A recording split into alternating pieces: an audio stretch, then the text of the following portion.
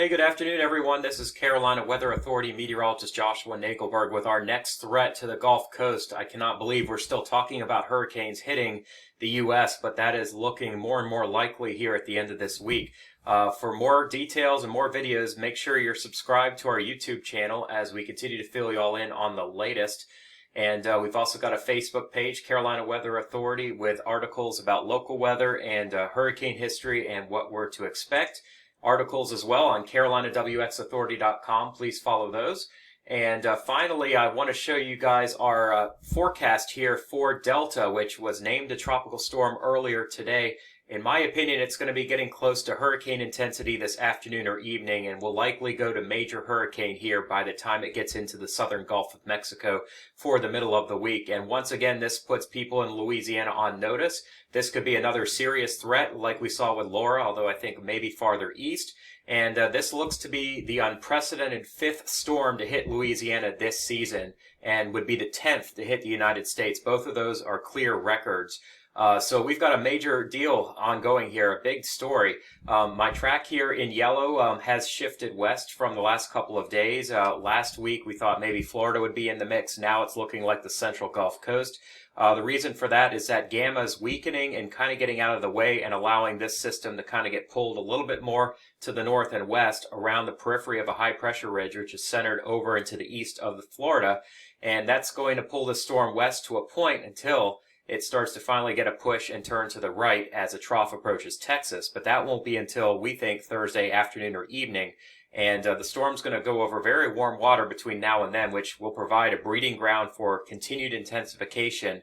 The good news with this one, unlike with Laura, I think, the waters do get progressively cooler and wind shear starts to increase in the hours leading up to landfall on Friday.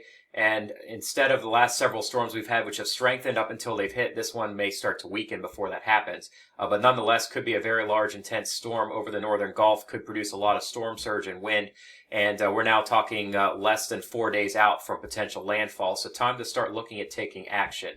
The area I've got circled in orange is the area I believe will have the most likely probability of having hurricane force wind and problems with flooding and storm surge. And that includes Baton Rouge, Lafayette, Morgan City, Grand Isle, New Orleans, Gulfport, all the way to the west side of Grand Bay, Alabama. Even the Mobile Bay could have some issues with this, especially if the track is on the right side of this. But again, we've got some uncertainty, as you can imagine, that far out. But the trend in the models has been a little farther west and stronger with each run for the most part. We'll take a look at the Hurricane Center, and the latest forecast shows 60-mile-per-hour wind from Delta, and we are a little bit to the left of this track, but still pretty much in line. They are forecasting a Category 2 storm and slow weakening as a Category 2 storm with landfall Friday morning. Looks like near Morgan City, Louisiana. I would not be shocked if it were stronger and a little farther west in the 5 o'clock update. And then the remains are going to weaken and produce perhaps a lot of rain all the way up into Mississippi, Tennessee, maybe even getting into northwest Georgia and the southern Appalachians as we head into the weekend as another front gets pulled northward and brings moisture up on the Atlantic side of things. We got a lot of rain already in Florida right now, and this is going to produce some, but that's more from a stalled front and moisture coming out of Gamma, which is the storm which is weakening out ahead of Delta. We have a hurricane warning in effect for western Cuba. I do think the northeastern tip of the Yucatan could again find themselves in a hurricane watch here later today. We had a very close call with Gamma hitting as a very strong tropical storm on Saturday around lunchtime, and that was almost hurricane intensity, produced some damage there. This storm is going to be starting to get close to that same area that got affected if this westward trend continues, which we think it very well could. So right now, the reason that I'm going on with this video is that the first plane has gotten into Delta is seeing that pressures have dropped significantly, now measuring 985, 986 millibar pressure, which is strong tropical storm on almost hurricane threshold. The strongest winds from the first penetration on the northwest side are reaching about 60 knots at flight level, which is 70 miles per hour. So not quite a hurricane yet, but it's definitely trending in that direction. A look at the satellite imagery shows very good banding across the eastern side of the system. It's starting to fill in on the northwest side as well as it passes Jamaica. This, by the way, is Gamma, and you can see it's weakened quite a bit. Here's a front, here's an upper low, and nothing else to worry about coming off of Africa. A look at Gamma real quick shows it's starting to drift southwest. All the main showers and storms are well northeast of the center, kind of decoupled from the circulation. While it looks open, this means dry air has gotten in here and weakened the storm, and I think this is going to get out of the way and allow Delta to take over. Here's a look at what's going on with Delta. Let me refresh that for you guys. You can see in the last few hours, it's definitely starting to get that look of a storm that's going to be intensifying fairly rapidly. Thunderstorms are wrapping in on the eastern side. There's a little bit of dry air on the southern side of the circulation and the northeastern side, but you can see the trend is for clouds to stream in and start to fill in and produce more central thunderstorms. I'll show that to you all on the infrared image. This is the visible. Here comes the infrared from tropicaltidbits.com. And you can see clouds are starting to cool, which shows intense thunderstorms. Sorry for the internet delay here. We'll get it in just a second. But here's Jamaica for reference.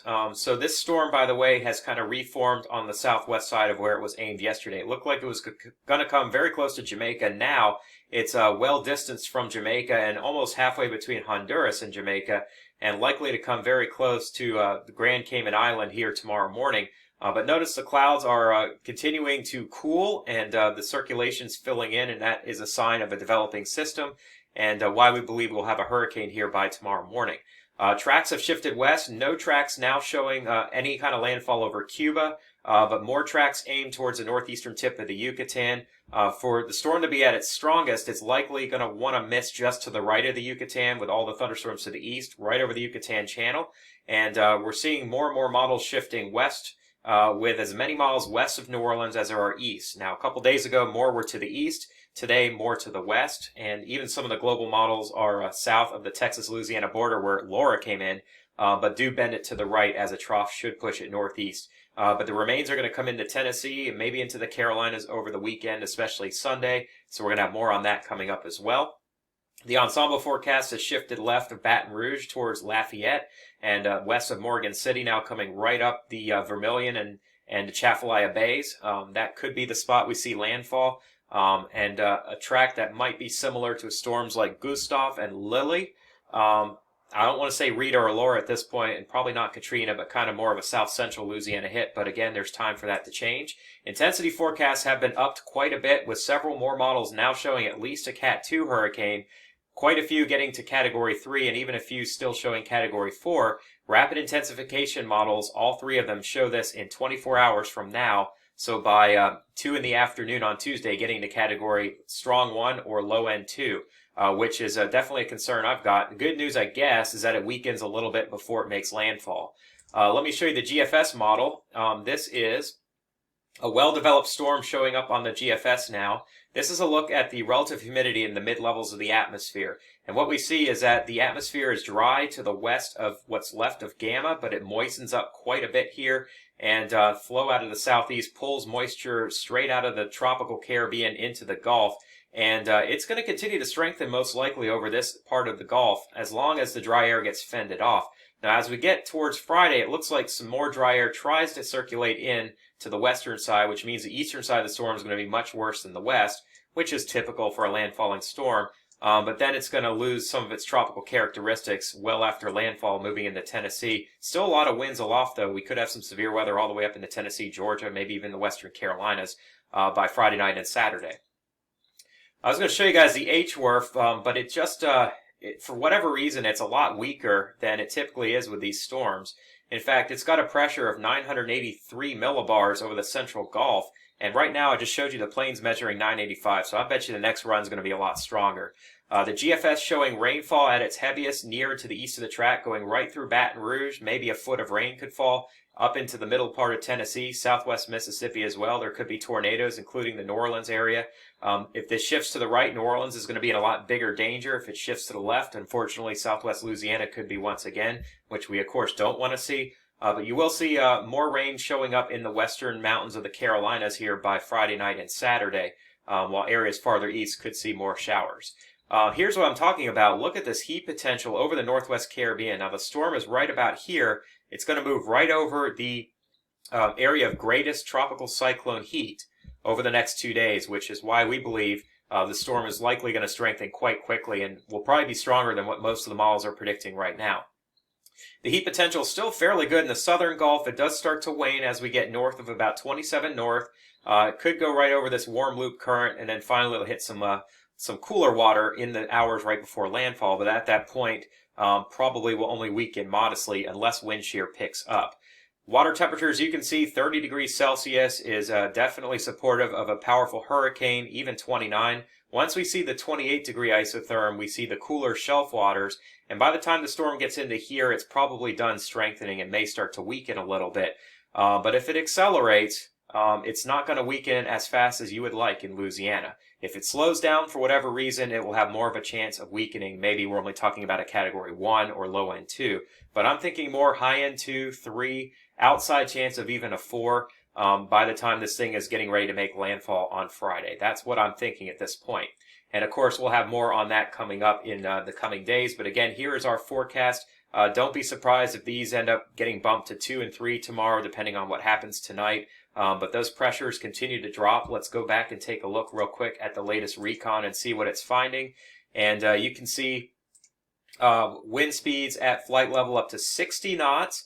And at the surface, 55 knots. So this probably is now a 65 mile per hour or even 70 mile per hour tropical storm. Would not be surprised if it made its way to hurricane intensity before midnight tonight, or at the very latest early in the day tomorrow. Better news, I think, for Cuba, but worse news for the Yucatan, which is still reeling from what happened with Gamma. The good news is that I don't think Gamma is going to be in the picture much longer, as we continue to see it getting sheared apart, and this storm's likely going to take over. So we'll have a lot more for you folks, but please subscribe to our YouTube channel so that you don't miss out, and we'll talk to you all soon. Have a great afternoon, and God bless.